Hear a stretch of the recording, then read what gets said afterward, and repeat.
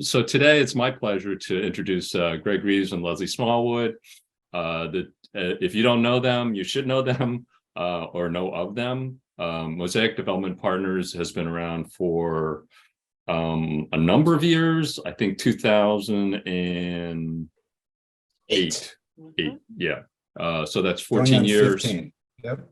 And have been in the business before that. But and I'll let them talk more about that. They're both the founders and the co-owners of what is the largest Black-owned development company in Philadelphia.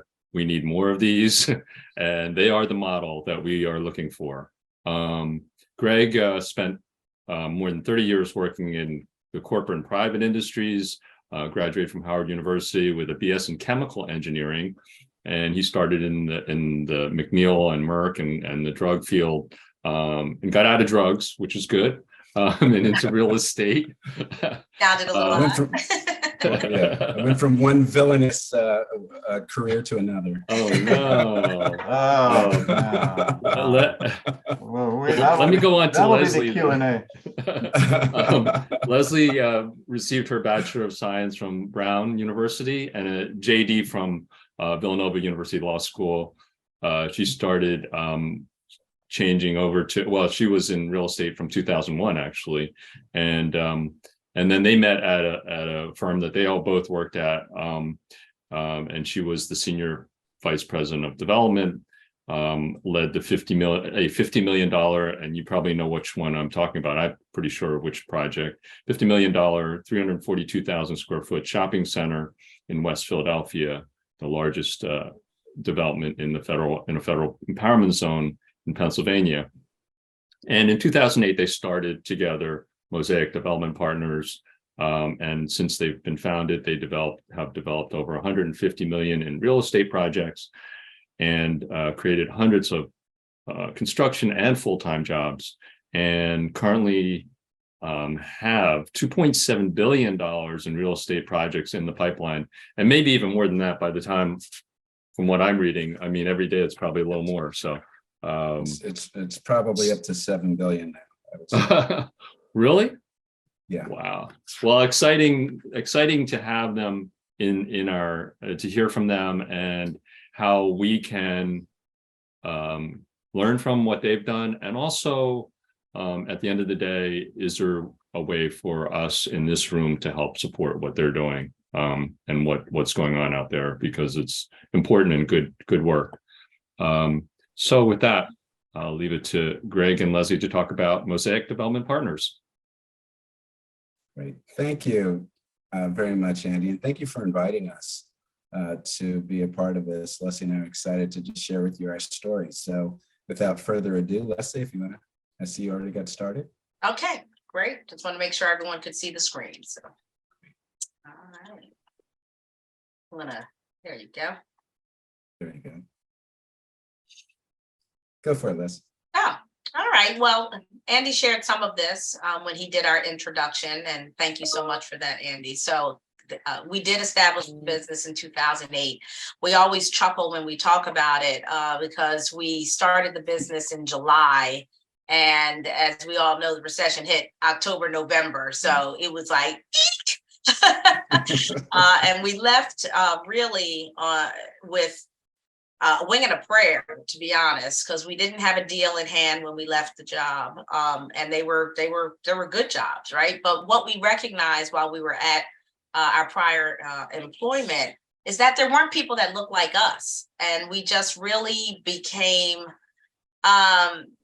just really committed to going out and showing that this is an industry that we belong in, and that, younger developers that would be following could see a roadmap and could see that there were people in the space. So we did jump and leaped and didn't have a whole lot of capital to start with. And we had to live very, very lean for several years until the recession really resolved itself. But what was I think helpful, it gave us an opportunity to build a pipeline. I mean, a lot of developers, and for those who are on the call, that was a tough time. You know, a lot of properties were purchased and sold at a premium prior to that happening. So there was a bit of scrambling going on for those who had acquired projects and properties, you know, at a high price. So we took that time to build a pipeline.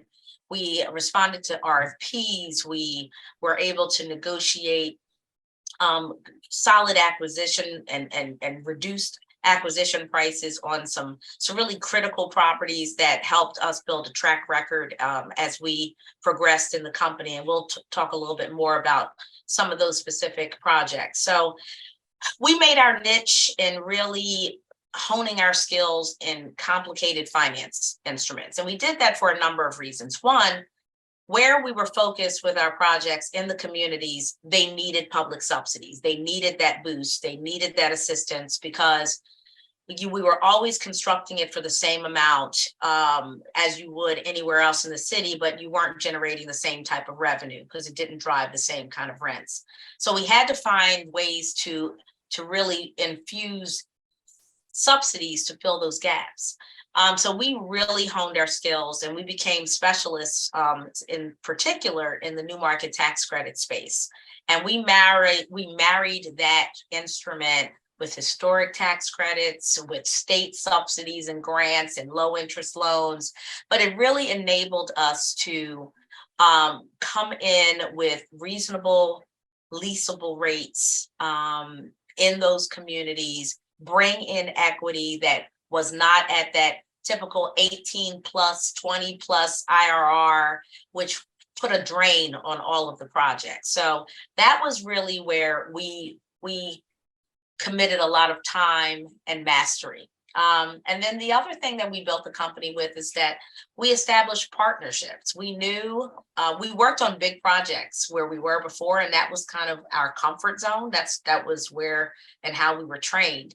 So when we came out, that was the mindset, but we also knew that we didn't have immediately the balance sheet to do that. So what we did was create and forge partnerships with fellow developers. But what we always brought to the table was some level of leverage to negotiate with the partners. We either controlled the land, we had the anchor tenant, we had significant subsidy that was being pledged to the project.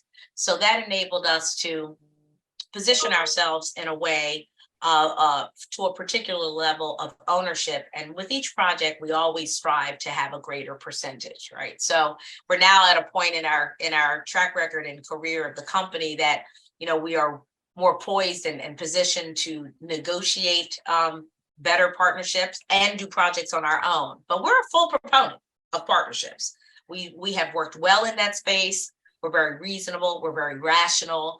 And I think all of our partners will say that we have been just very solid partners to work with. So even as we grow, we are still following that structure in some of our projects. Yeah, I would just add on the partnership piece that having partnerships allows you to increase your pipeline and work on a broader product type. And so particularly if you're an MBE company, you typically come with very limited assets, if any.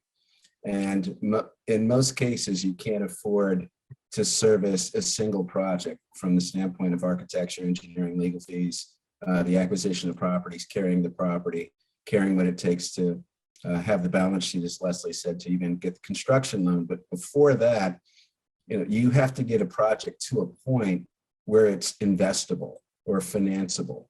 And what we found is relying on a single project could put your company out of business. So we were always focused on having 4 or 5 projects in our pipeline, and the only way we could make that work was through a partnership strategy. There we are. We've already talked about us. Yes. There we go. We could go past that. Yeah.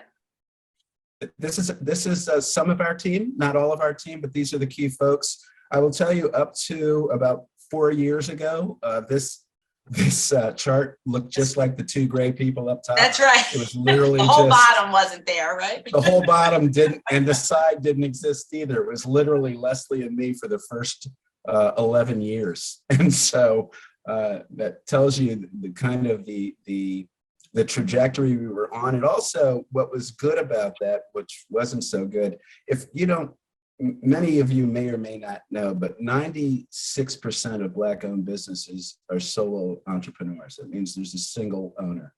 And it's very hard to ever build your business if you're doing it by yourself. The one smart thing Leslie and I did was not decide to do this by ourselves. In fact, we had 4 people when we started. 2 of them dropped out very quickly because it was very hard. And this wasn't sustainable when we started, but we were able to learn this entire business by ourselves for 10 years. We came from a company that was rather sophisticated in this area, but we had very compartmentalized roles. Since we started our own company, we really had to learn everything about development, from acquisitions, ground up, architect and design, permits and approvals, financing in a number of different structures and strategies, particularly with our different partnerships. What we found is each one of our partners came with a different financing approach. So we had to learn probably 5 different financing approaches.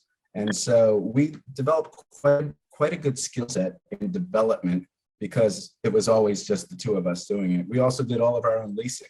So if you look at every one of our projects, we probably did 80 to 90% of the leasing on all of those projects, along with doing all of the development. So it gave us a great skill set, but it's not a sustainable model. And we've fortunately been able to grow our company in the last 3 years to add this team, a really talented team of people. We're really excited about who they are, what they're doing, and how it's allowing us to really expand our business model. Just as an additional note, you will see that the bulk of our staff are also either women or diverse. It's not a requirement, but it is definitely a priority if we can accommodate that, because we also want to grow talent in the space, right? So it's not, Greg and I always look at this as Mosaic, and what we do is not just us and not just Mosaic. We talk about if some of these people were to leave and start their own and do, that's a trajectory that we would fully support. All right. So we are trying to make sure that the next generation of diverse developers will be trained and available to continue on when we are run down to the ground, right? Exactly. We've been working hard. Yeah, just to give raw numbers to that, of the 50 people on this slide, when you include our brokerage, we also own a brokerage. 40 of them are African American and women-owned, or African American or women who are participating in this model. The reason why we were so committed to that, because we're the company we were before, and we found them to be the most progressive company we had worked with because they had Leslie and me there. So beyond that, there was no participation of other people of color and women in the ecosystem, whether it was in legal services, engineering, architecture, you name it, those areas, we just weren't seeing participation. So part of the problem was that they weren't getting opportunities. The other part was that they weren't getting the opportunity to learn the business. So we're really committed to doing both giving these companies opportunities, but within our company, giving folks the opportunity to learn the business. And so that's where we've been focused. The other thing I also like about our model, Greg, is that we are really working with a lot of young professionals too. And, giving them wings, we mentor, we support, but we also allow them to be in front.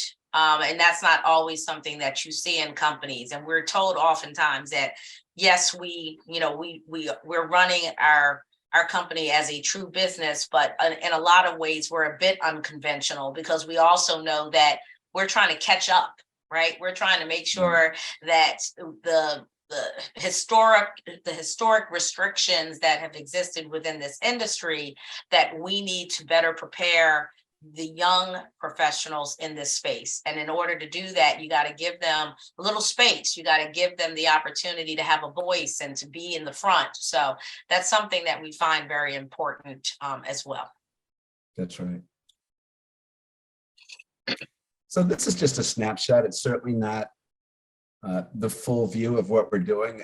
This is in Philadelphia, and it's actually, we have, what I'm really, and what Leslie and I are really proud of is that in the neighborhoods where we work, and if you look at the hundreds of jobs created, we give a sample of the neighborhoods: Fair Hill, Strawberry Mansion, Brewerytown, Norris Square, Germantown, Ludlow, Sharswood, Blumberg, Temple, Frankfurt, Yorktown, West Philly, Southwest Philly, and we're in South Philadelphia as well. And we're now doing work in Center City. We're literally touching almost every neighborhood in Philadelphia.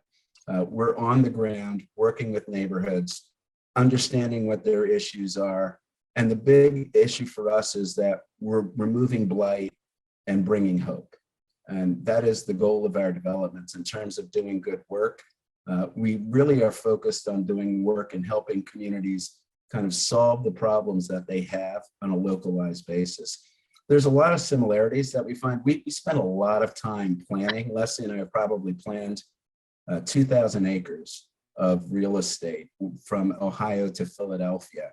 And we spent a lot of time interviewing neighbors and community members, whether they're not-for-profits, business people, local people, people who are surrounding them. And you'd be surprised how similar the complaints and concerns are, no matter what the neighborhood is. There's a lot of commonality around what people really care about and what they're concerned about. The issue is, how do you solve them on a neighborhood basis? Because the solutions are not always the same, but many of the problems are. But what this points to is really what we've been able to achieve, which is we've eliminated 1 million square feet of blight in Philadelphia, like real blight. We've invested significantly in affordability. We're big believers in mixed income housing. We've done an affordable housing project, a specific affordable housing project. We did it for a veterans homeless facility that we built in 2019. We did that because we bought a school, Edison High School, which was the former Edison High School. For those who may know it, it's located 7 in Lehigh. It was also known as the high school where more people died in Vietnam from that high school than any other single high school in the country. 64 people that went to that high school died in Vietnam. So as a part of our development, we along with our partners, built a veterans housing program, 66 units in honor and to recognize what we thought was just a tragic outcome from that high school during that time, because it was a poor high school, that people were drafted in Vietnam, and the consequence was the greatest amount of death from a single high school of any in the country. So with that exception, we really believe in building mixed income affordability. We don't believe that we should be concentrating poverty anywhere, and that we need to be bringing in wealth with low and moderate income people together, because we've seen the benefit of wealth investment in neighborhoods where we've seen the marginalization is when low income and moderate income get pushed out of those neighborhoods as those investments are coming in and stabilizing. So our goal is to provide space for people who have been in those neighborhoods to stay, and to provide opportunities for folks who have been in those neighborhoods to stay, and also to ensure that increased investment continues to come in to those neighborhoods, because neighborhoods need resources, and they don't come by concentrating poverty. They just don't. Leslie? Sure. So in addition to everything that Greg just mentioned in regards to us working within communities, we also feel as if it's important for us to represent that we can also be in projects large in size and scope that are outside of the communities, but it's important for us to make room for diverse teams in those projects, and to bring a sensitivity also for mixed income to be incorporated in those projects as well. Briefly, for example, at the Navy Yard, and we may go into a little bit more detail later, it was imperative, fortunately for PIDC, but most importantly for Mosaic, that we have a very robust diversity and ESG program at the Navy Yard. Greg and I have said no to projects, right? Where partners have approached us and said, well, you want to, get involved in the project. And, we're never going to be in a project just in name only. That's not how Greg and I operate. I won't mention the developer, but we had a very frank conversation, and they had a participation requirement that they were trying to address. But they did not want us to have any voice. They just wanted us to sit quietly on the sideline. So we're like, we're not your partner, right? That's not who we are. That's not how we operate. We are always going to be authentic and true and committed to our own personal and company ethos, right? So never got a call back, but that was fine, right? Because we knew we weren't getting that call back.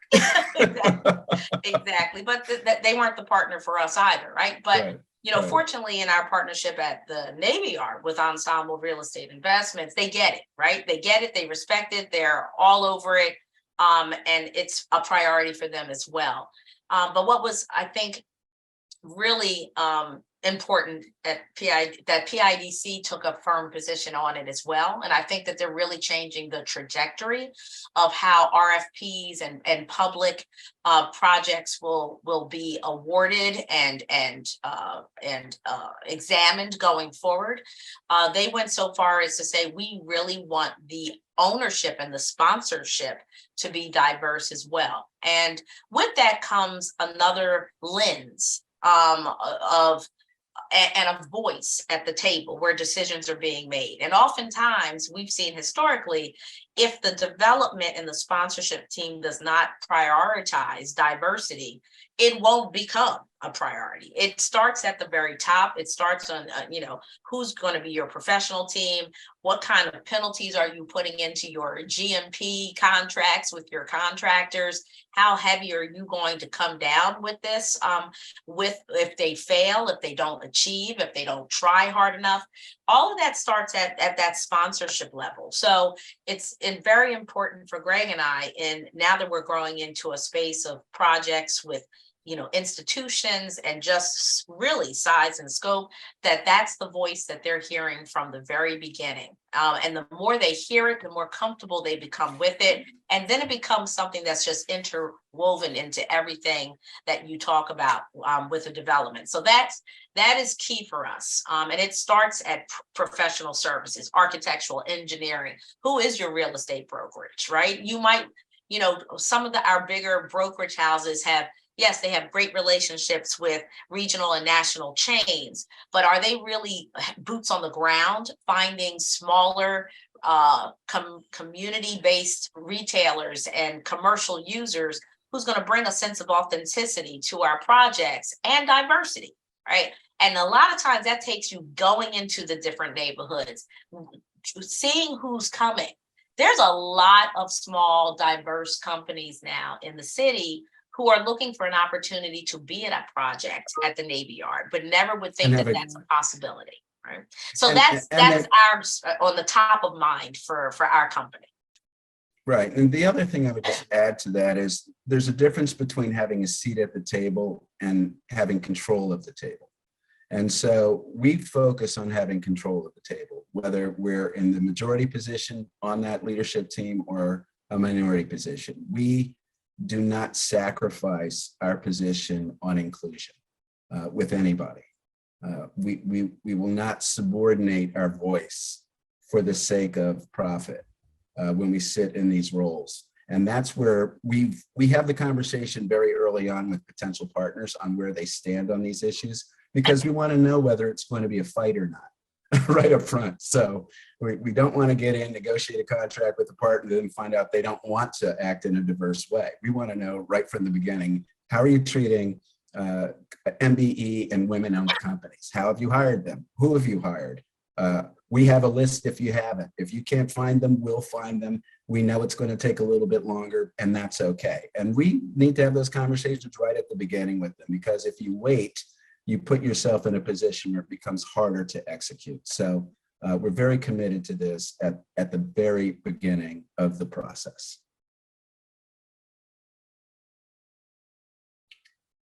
This is just what we stand by. It's bringing positive change, sustainability. We don't talk about profit, but sustainability means that these projects do have to be profitable. We understand that they have to be able to meet the needs of our investors, to be able to stabilize communities, to be able to provide work opportunities.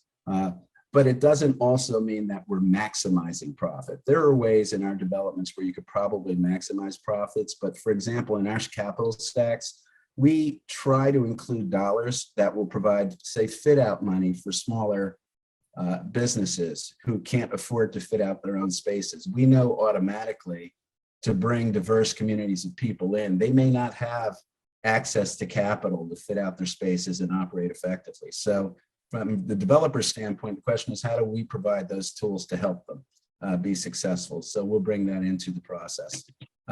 We already talked about inclusion.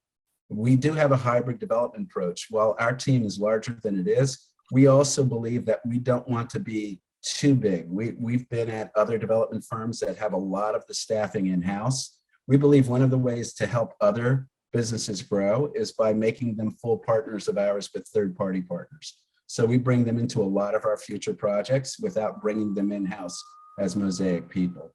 And then we are using new construction techniques. We're very big on modular construction. We've been doing it since 2010. We believe that it could be disruptive. We have some plans for modular that we think could be disruptive, that could also disrupt diversity in the construction industry. We do think that modular, the way it's being done right now, is not ideal. It's just a vehicle to bypass the high cost of construction in Philadelphia, particularly union labor rates. We do think that there's a disruptive technology there that could bring true affordability to housing if we really start to adapt it and take it seriously. That hasn't happened yet, but we do see that being part of the future of development. This is I don't know if folks know, but can we have a modular facility in the city? I don't know, Andy, if you've been listening in on Leslie and my phone calls over the last 2 years, but we can't answer that, but we've certainly had a lot of discussion around that. We think that would be game changing and disruptive, but we've done a lot of work on that front. So I'll leave it at that.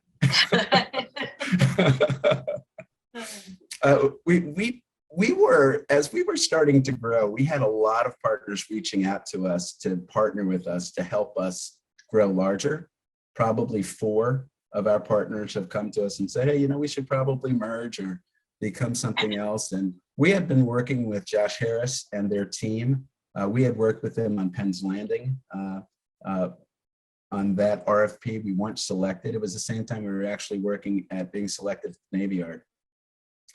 And in that discussion, Leslie and I really took a hard look at what it is that we cared about most. And the biggest piece was that we wanted Mosaic to be Mosaic.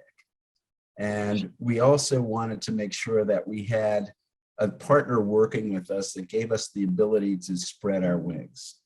And after interviewing 4 different companies, we actually ended up partnering with Josh Harris, who's the owner of the Sixers. And of the 4, which was interesting, Josh came with the largest balance sheet. He was really the only group that was willing to allow us to stay in control of the company. And so we found that actually, you would think that's kind of antithetical to an organization like that, but that's exactly what he wanted, is this to be Mosaic's company and him to help us really think bigger about what's possible. And our conversations with them have been, it's been excellent from the standpoint that they've completely bought into our ethos about what development could and should be, about inclusion, about communities that have been marginalized and how we work with those communities differently, how we invest in those communities. He invested in our Sharswood project. I don't know if anybody's heard about that, but that's a project, got quite a bit of news when we opened the grocery store, which is a grocery outlet. A young man named Dante Rose, 28 years old, from that neighborhood, is the owner and operator of that grocery store. And really powerful story for the Sharswood neighborhood. That is a neighborhood that's one of the most blighted in the city of Philadelphia. And it's to have one of their own in their owning a business has been really amazing. With Josh on our team, I will tell you what it's done is it's allowed Mosaic to really go after projects that are at scale. Now, we've been doing neighborhood development for 11 or 12 years. We take what we think are some of the toughest corners in Philadelphia and eliminate blight, provide needed services, bring in mixed income housing, and hopefully become a catalyst for other development around it.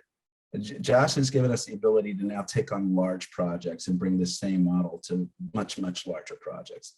Yeah, at the Navy Yard, we're working with them on the arena. We're taking the same approach on the arena.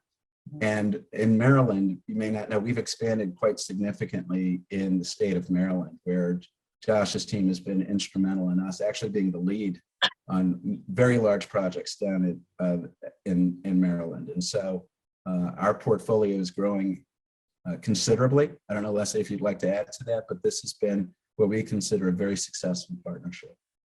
No, very. And, there was apprehension because the unknown is always scary, right? And we know what all the other potential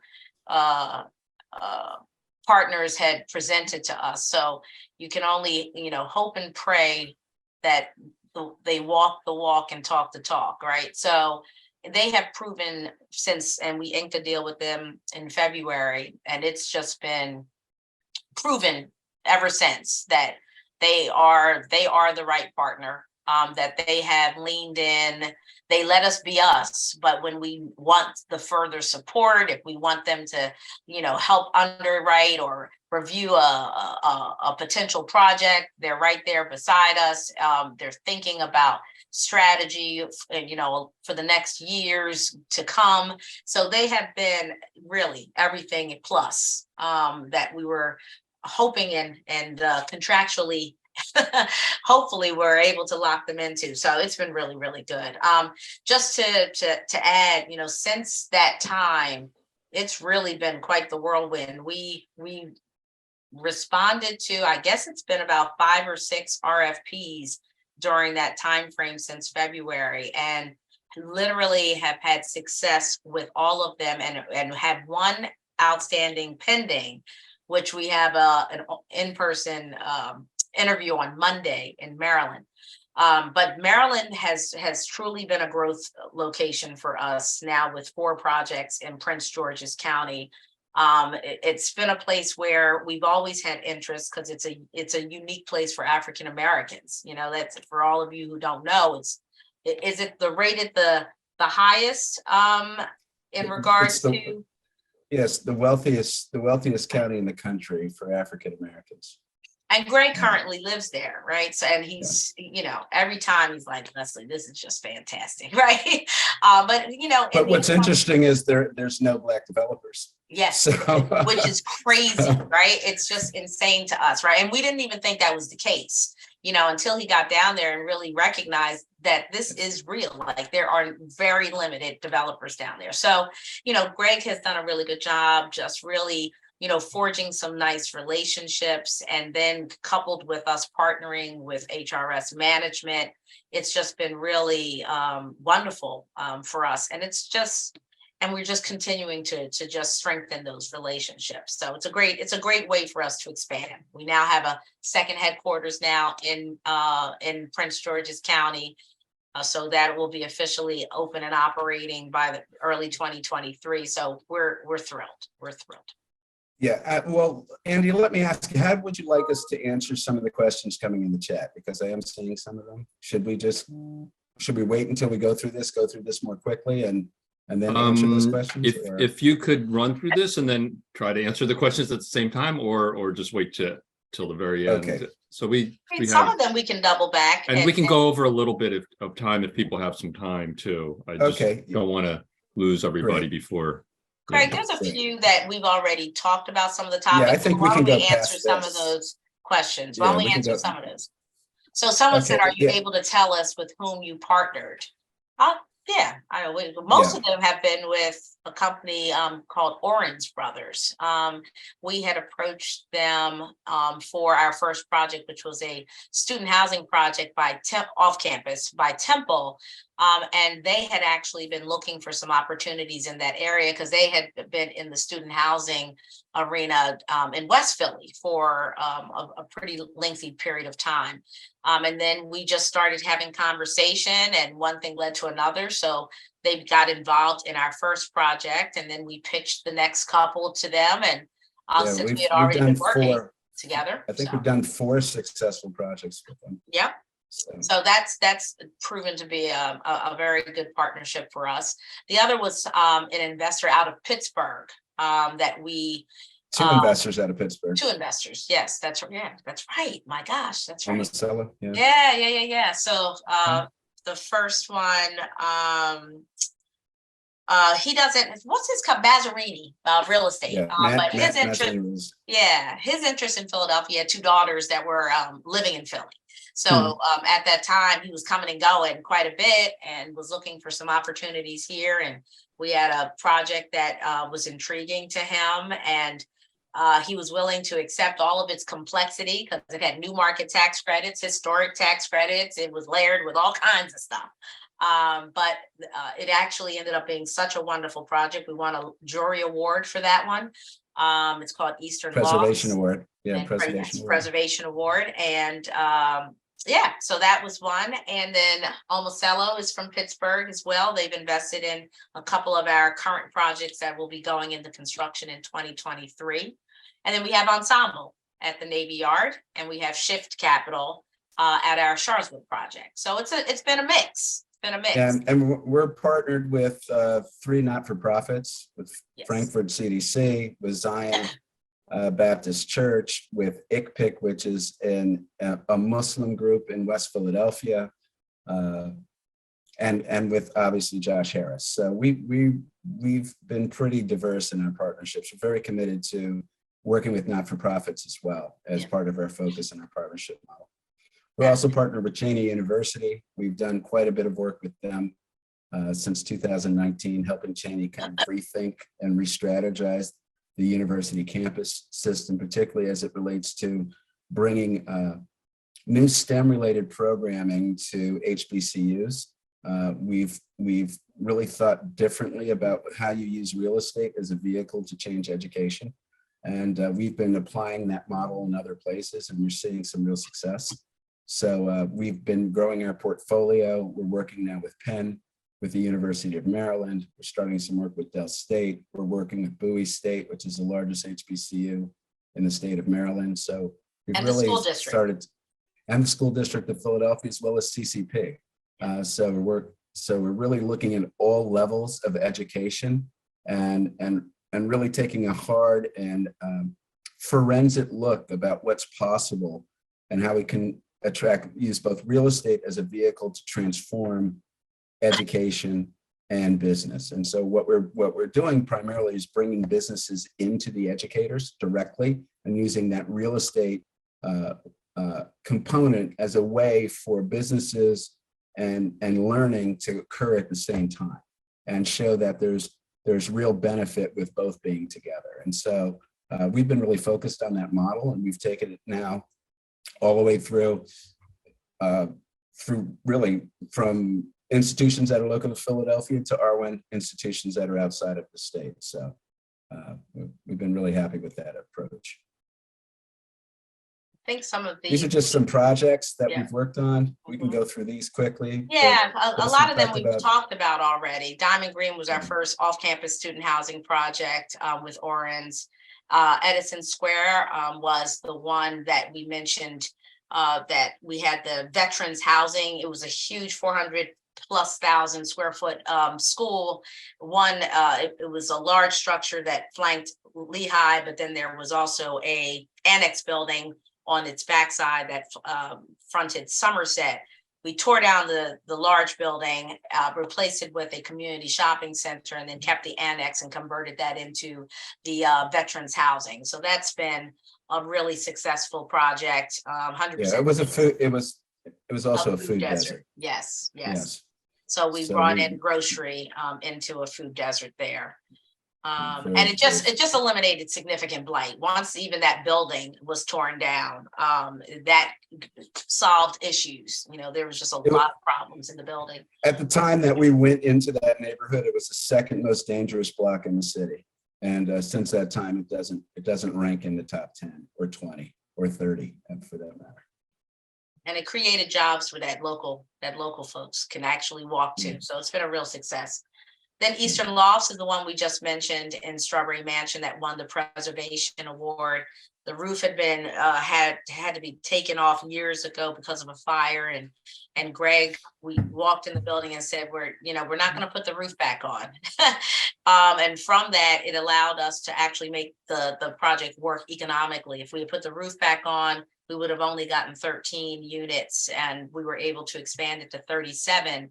And create this beautiful curated courtyard inside, but it allowed us to take advantage of the heights that were already existing, and it was a very creative design, which ended up becoming really everything we wanted it to be, a very strong community being created within these stone walls in Strawberry Mansion. It's been great. And then Greg mentioned Cheney University, doing a lot of planning, doing a lot of leasing strategy alongside the president and his team there. He had a vision.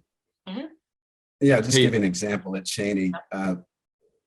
When we started there, Cheney was on the verge of closing. Many people may or may not know that. It was the nation's first historically Black college ever constituted in 1837. And Leslie and I went to them and said that we wanted to help. And so what our idea was to bring science-based companies on campus to work directly with students because they didn't have a particularly strong science program. And to start a whole new science program at a university is a pretty heavy effort. And so we were able to bring 4 science-based companies on campus who were also paying rent. And now they started providing students with internships. We also brought the Wistar Institute on campus directly, where they've created 2 classes with Cheney, where they have both classes on Cheney's campus and classes at the Wistar Institute twice a week. And now they have semester programs. Since we've been involved, they went from 8% of their students being in science-based programming to 25%. So we've seen a real shift in how education can change by just changing kind of models, thinking about models a little bit differently. And I think the stuff we've already talked about, we should move. Hey, yeah, if while you're going through these, maybe you could look at the questions as well. There was a question about the next mayor. What advice would you give to the next mayor to increase Black-owned business, specifically employees, not solo businesses? Yeah, it's interesting because we talk about that. In fact, I was at a CEO. There's a CEO access meeting that's a part of the Chamber of Commerce, where they have larger businesses partnering with smaller business to help them grow. And what strikes me is whenever we talk, I hear so many Black-owned businesses talk about, we're minority businesses, we're trying to get an opportunity, we need to let people help us grow. And since George Floyd, we've now been getting opportunities. And what I find really fascinating and jarring at the same time is this is a city that's 60% Black and Latino. And we keep calling ourselves minorities. and we keep asking for opportunities where we represent less than 10% of the C-suite executives, and we own no real estate and have no wealth. I just challenge people to say, if that were reversed, and how would the majority community feel if you represented 60% of a community and you're getting 10% of the benefit? I think the place would be burned down. There's not another. I can't point to another set of circumstances except really in minority communities where we represent majorities and have significant minorities of the benefits that inure in these neighborhoods. And so what Leslie and I have really focused on is building wealth, because that's the real, it's not, there's so much focus on affordability, on housing affordability, on, you know, on programmable services, on, we certainly believe that, you know, crime is a major issue. We're seeing it in all the neighborhoods where we are. We're seeing it in high income. My next door neighbor was murdered 2 weeks ago. So we certainly understand the crime element, but the real problem is the lack of wealth and the wealth disparity that's happening in communities and minority and immigrant communities, because that's what we have to fix. And until we fix that, we're going to continue to see these problems occur. And one of the ways we think you can fix that is by investing in minority and immigrant small businesses, because they're more likely to hire minority and immigrants than anybody else. No matter what anybody else tells you, I'm going to hire a person who I'm more comfortable with, and you're going to hire a person who you're more comfortable with. And that's the reality of it. What I need are resources to be able to hire those people and provide stabilized opportunities for them. So until we start investing more heavily in these businesses and immigrant, Black, brown, and women-owned businesses, it's going to be hard for us to improve the city as a whole, in our view, because that has a direct effect on reducing poverty. And Philadelphia's poverty rate is about 10% higher than any competitive city. And so until we're serious about addressing poverty through wealth creation, I think we're going to be in this cycle for a very long time. We've already been in it. It will just continue. True. That is true.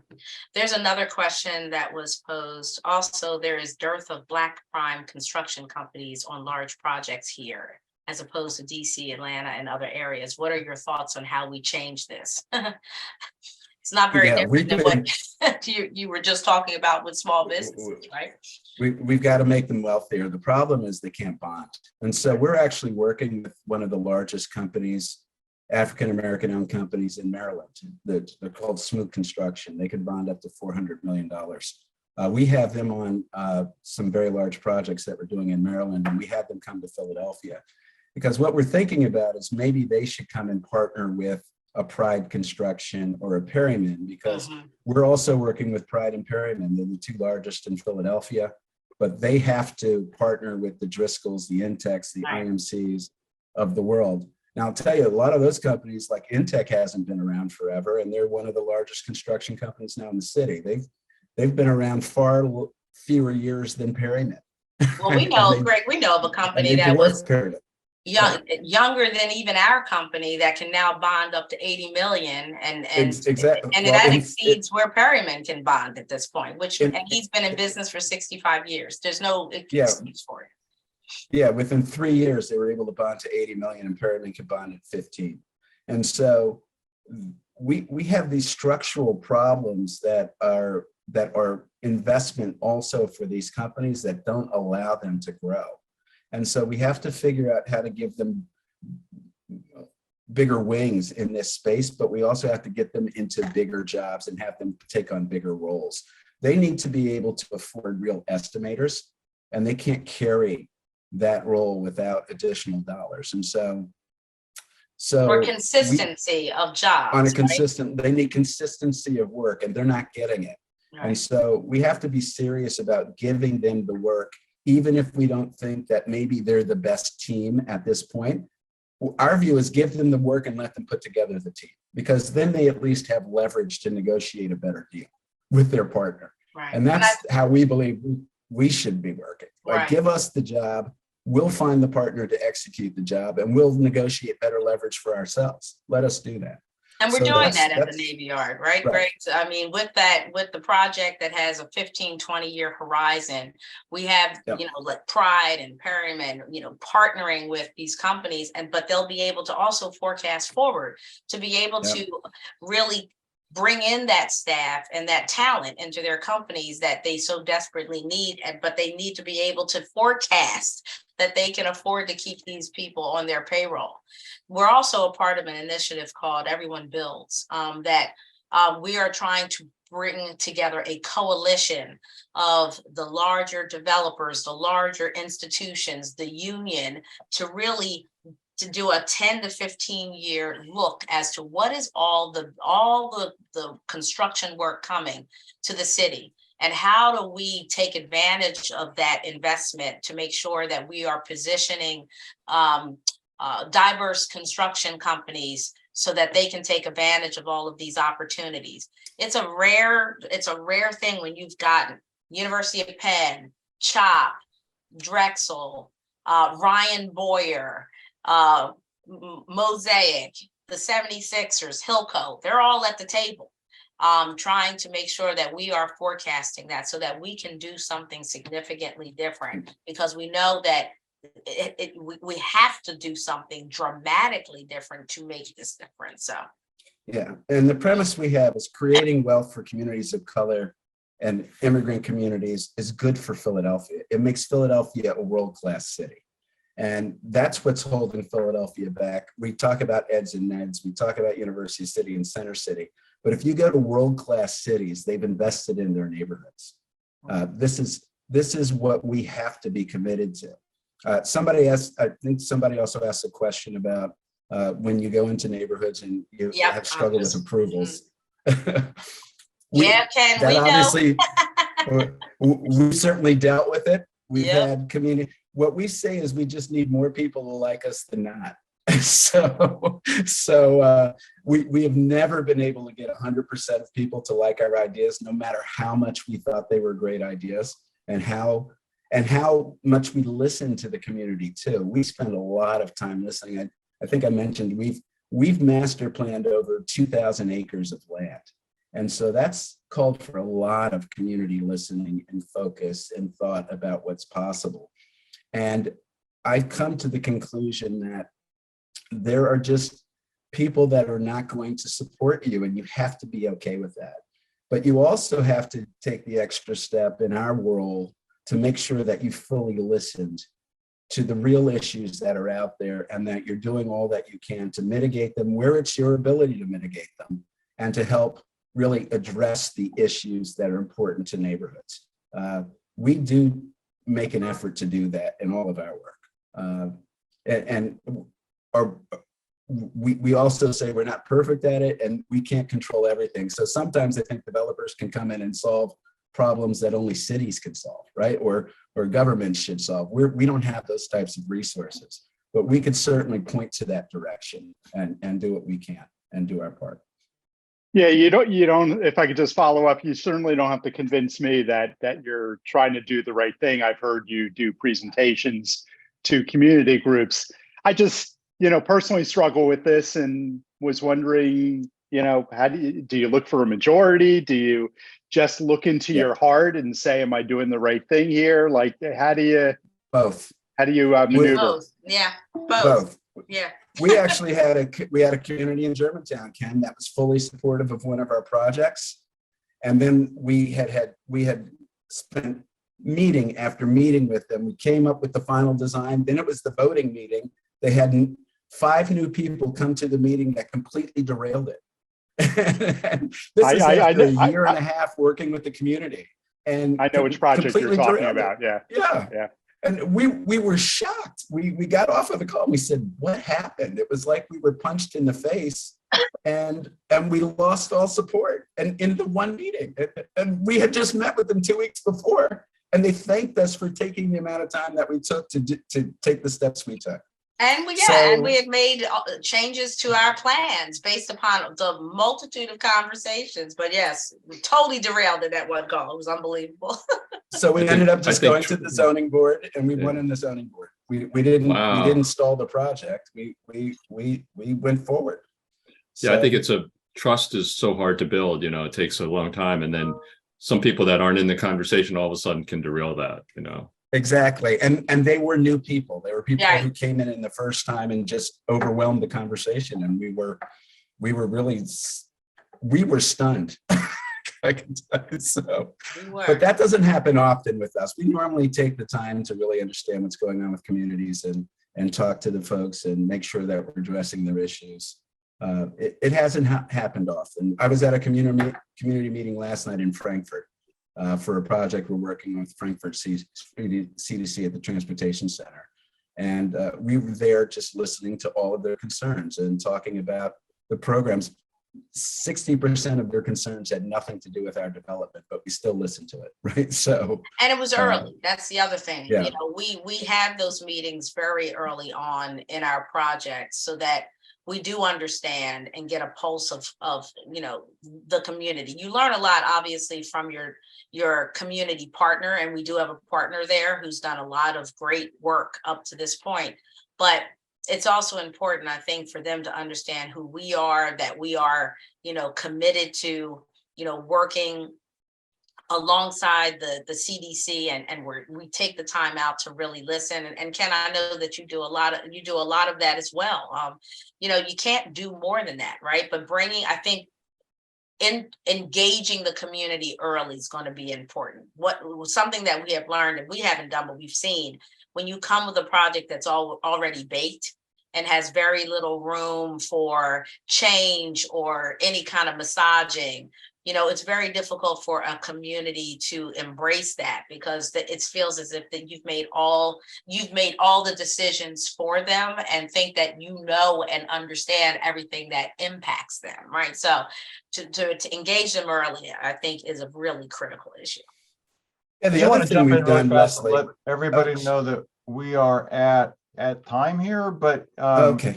obviously the conversation, well, but I just want to let everybody know, if you want to stay on, we only asked you to give us an hour of your time. If you want to keep going, please, the floor is still open and we're still here. We'll just give it a couple more minutes. Yeah, if folks are okay till 1:15, I think that's great, or even longer. That Yeah, I just here. wanted to make a point about community buy-in, because one of the things that we did on 2 projects was we were really struggling to figure out how to get low and moderate income people to be investors in the real estate industry. You know, the accredited investor component is very significant, and we're kind of legally bound to follow that model in normal times.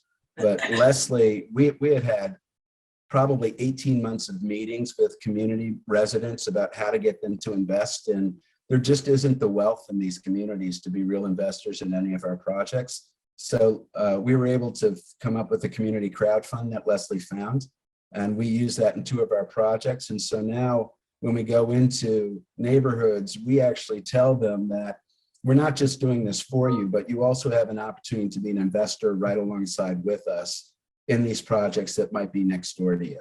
And so it is a way for them to feel that there's a sense of ownership, because there is a real sense of ownership. Right. It's real now. So we build that model in, and we're actually doing it at the Navy Yard too, where we're giving the ability of people to now invest directly in our projects.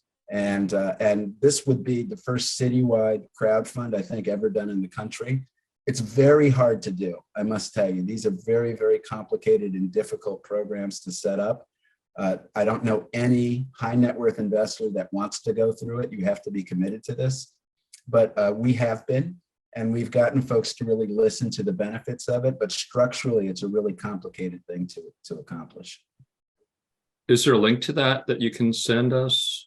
There will be. Okay. We're It's coming. I know finalizing it. all of the legal parts of it. So early of 2023, I'm hoping February, no later than March, we will have all of that will go live, and you'll be able to access the link and see all the information relevant to that. Wow, that'd be great. I know it's super hard.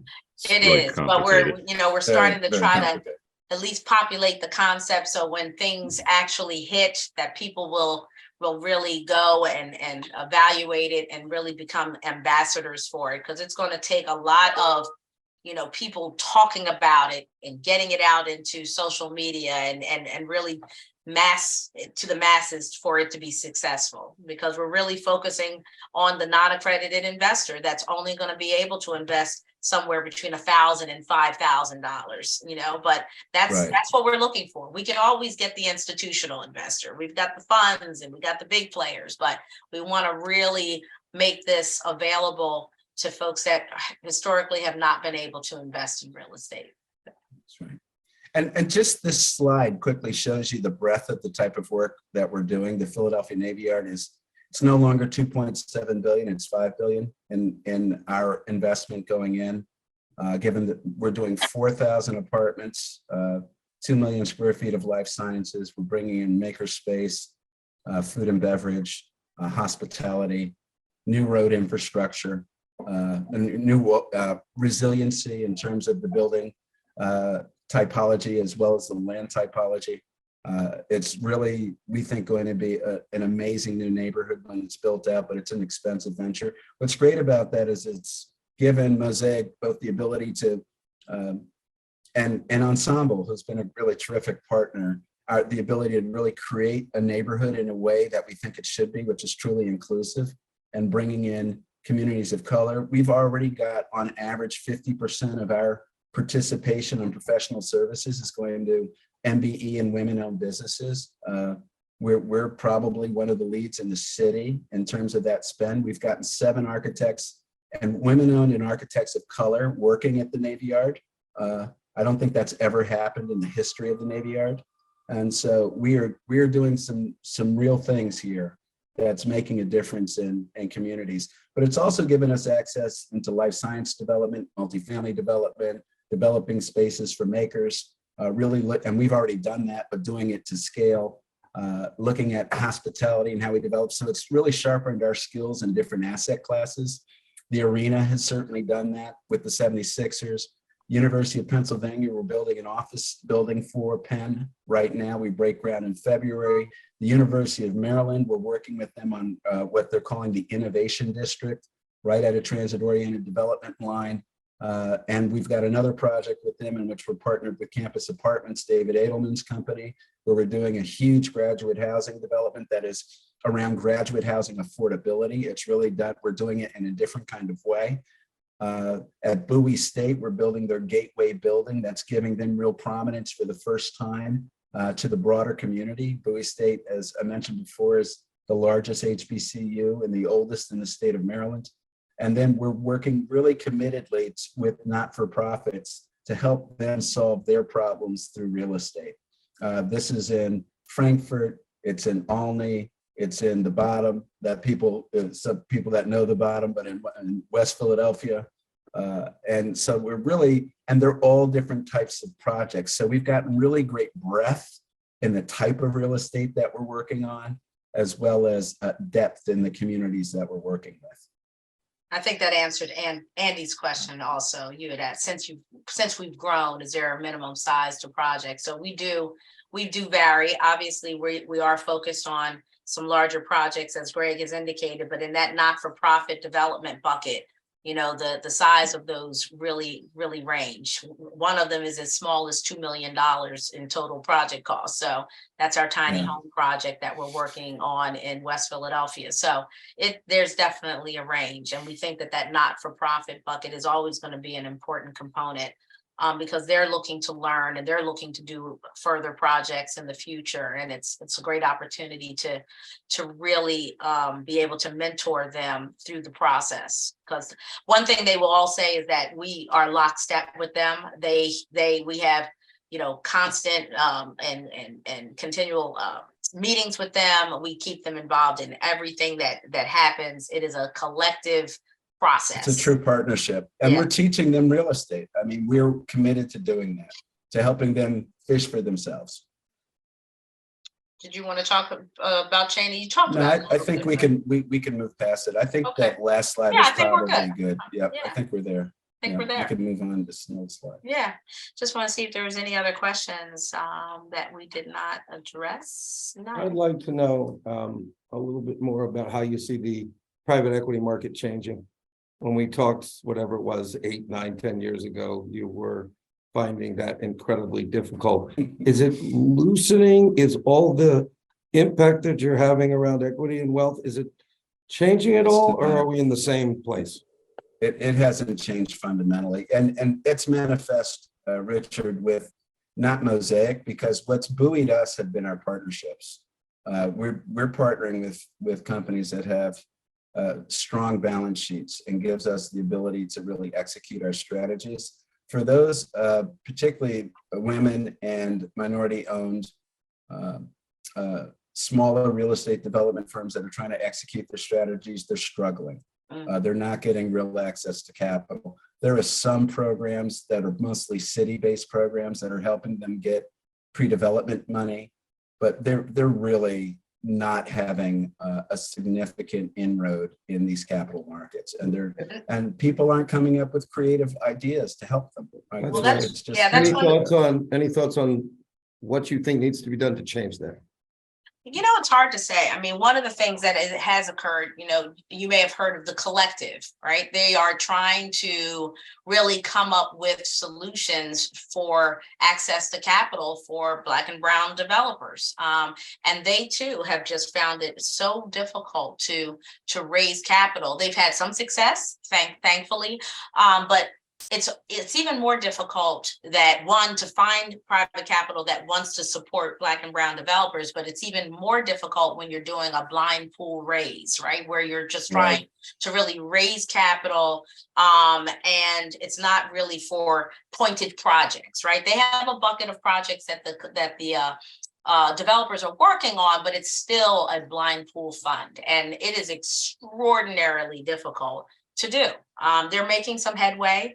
But it shouldn't be as hard as it is, right? There's reticence there, right? And it only, Greg and I were able to have much more success in our future years in raising capital because we were able to establish our own track record, right? Greg and I thought that just our personal experience working in the field and working at a company would have catapulted us forward in that regard. It did not. We had to actually get projects under our belt, and they had to prove to be successful. And that doesn't even mean in the first year in operations. They want to look at stabilization and all of that, right? So the horizon of development is so lengthy. You got 12 to 15 months of development, then you got to construct it, then you got to get the stabilization. Well, in that period of time, you got to eat, right? Right. And that's the difficulty that these developers are really finding. And it has not gotten significantly better.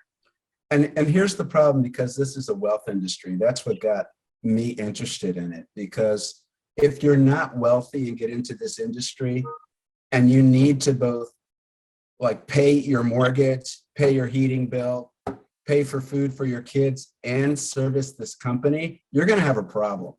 So there's just this engine has to eat, and it typically costs more to feed the company than it does to feed your family.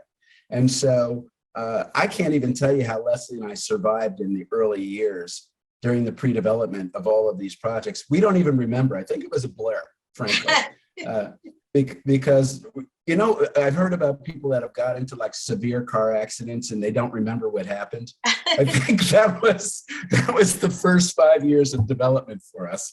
It was just, we blocked it out of our ethos because it was so painful. And so ramen noodles, no joke. That's the life we lived.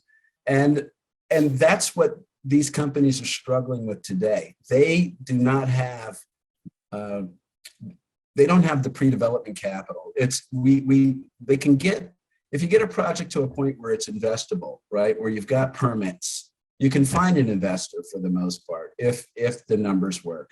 The problem is getting it to that point. And most minority and women-owned development companies don't have the capital to get it to that point. And that's where they're really struggling, and they need support. Yeah, I would just add that, you look at somebody like Donald Trump, who had a father that gave him money to get out, Exactly. to get through that process on time. So it's not unusual, I guess, for people who can have With access wealth. to capital. It's Or not. wealth. It's actually very typical. I mean, Yeah. people talk about the family and friends raise, and that's a real thing.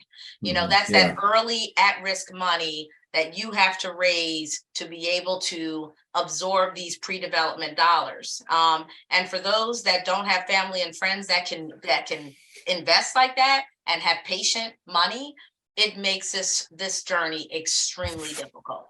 Right. And you look at the program that Ken created, which was really terrific, right? And so for young people without money, young and old people, they're not all young, in fact, because we've seen some of them. They are And not. they've had programs at our buildings that Ken's expanded this throughout the city.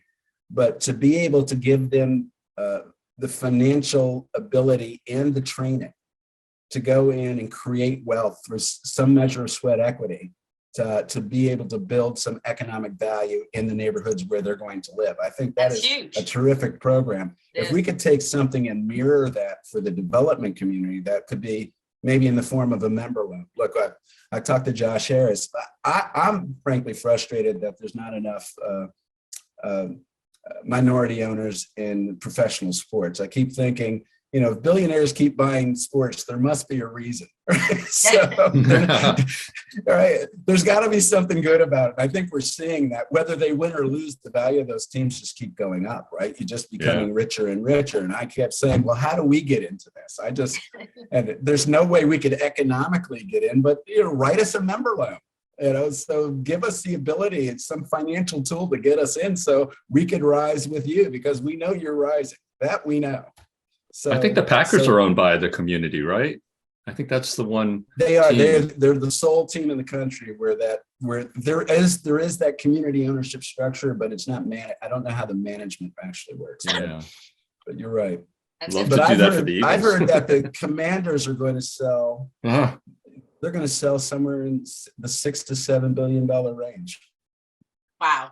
I mean, That's what they're I asking. mean, the numbers are talking about no, they're not asking that. I think they're asking like 4.5.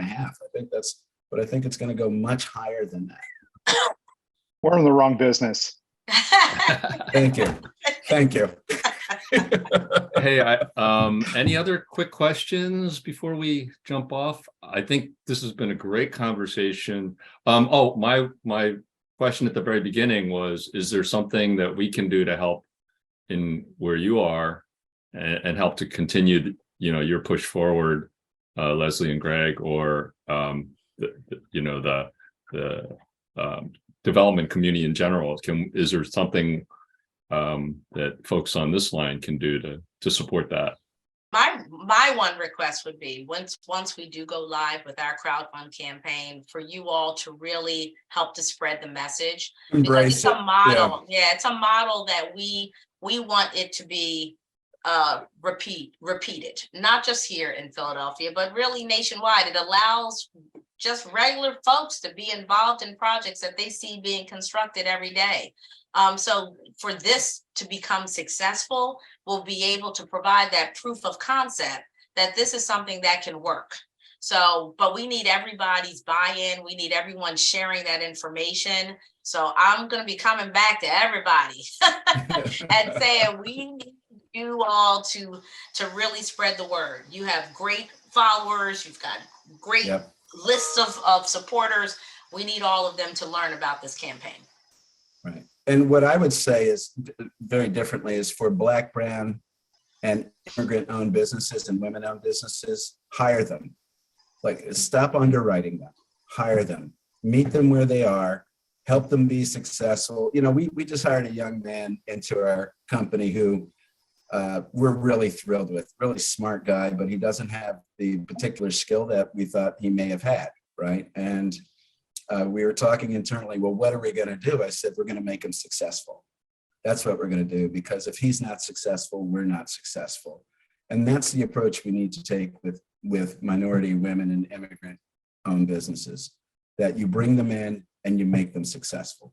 And companies have the ability to do that. What they've been doing in the past is they brought them in and watched them fail, and then said, see, I told you so. They weren't ready. They didn't have the capacity. They don't have the resources. Their response time's slow. They have typos in their emails. We've heard all of the excuses, but we've never heard, I want them to be successful and I'll do whatever I can to help them. And so change your mindset about how you work with these businesses and these people. Absolutely. Thank you. Go ahead, Leslie. Oh no, I'm all good. I think that's a good closing. That's a good closing message right there. Yes. Well, thank you, everybody. And we look forward to the next conversation, which is sort of connected to this, which is the building trades, and the diversity of our building trades is another issue that we need to work on for sure.